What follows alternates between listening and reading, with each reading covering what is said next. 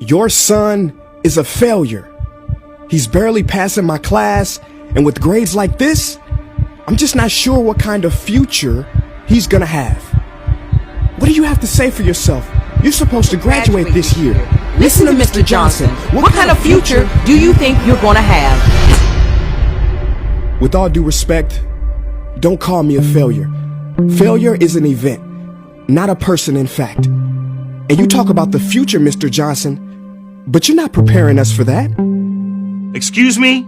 Just listen to what I'm saying. This should be good. Would you agree that in the future, most careers will become automated? Yeah, so? So the people who succeed will have to be curious, innovative, with resilience to adapt to new changes. What's your point? My point is, the focus in this school is not on that. It is on regurgitating information and test taking, and that's just real. But in today's world, creativity is the most important leadership skill. Oh, that's how you feel. You don't have to believe me, but maybe you will believe the 1,500 executives who recently said creativity is the most important leadership skill.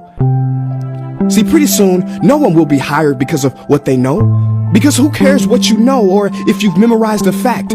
We've got Google and Siri for that. In the future, people will be hired because of what they can do with their knowledge.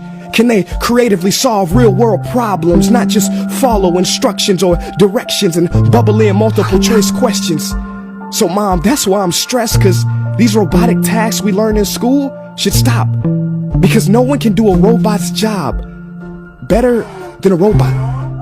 Billionaire founder of Alibaba, Jack Ma, said that we should not compete with artificial intelligence, but instead focus on developing unique human intelligence.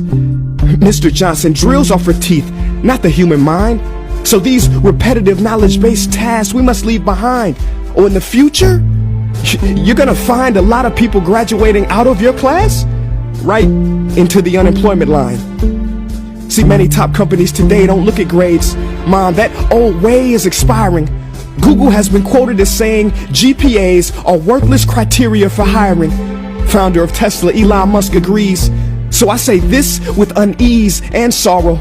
If you continue to teach today as you taught yesterday, then you rob us students of tomorrow. Mr. Johnson, I'm gonna keep it real with you. Sometimes sitting in your class is tough. I'm constantly thinking, if I don't look up at the clock, maybe it'll speed up. So I listen to you do my work and pay attention, feeling like an hour had to have gone by. But it was only 3 minutes. So if you wonder why we're bored in class, look, you want to get a kid to hate reading? Give them this, a school textbook. And some people think it's our fault, and that hurts me. They say you can lead a horse to water, but you can't make him drink. And to that I say no. Firstly, you can put salt in that horse's hay and make him thirsty. And if you bring joy in your classroom, you can make any bad student nerdy, as he or she discovers the beauty of truly learning. Mr. Johnson, I mean no disrespect. You have the most important job on this planet. You build, create, and save lives. But if you really care about my future, like you say, then you have to fully commit and ask yourself honestly, how do I prepare a child for a future that doesn't yet exist? Here's a hint. The answer is not found in this. It's using this and this. See, in the future, we will need more passion and compassion. People with inspired hearts and wisdom to uplift this planet. And Mom, I love you, but can I be real? Go ahead. You want to know one of the biggest factors for childhood success? It's not IQ. It's family meals. And we haven't had one of those in a while.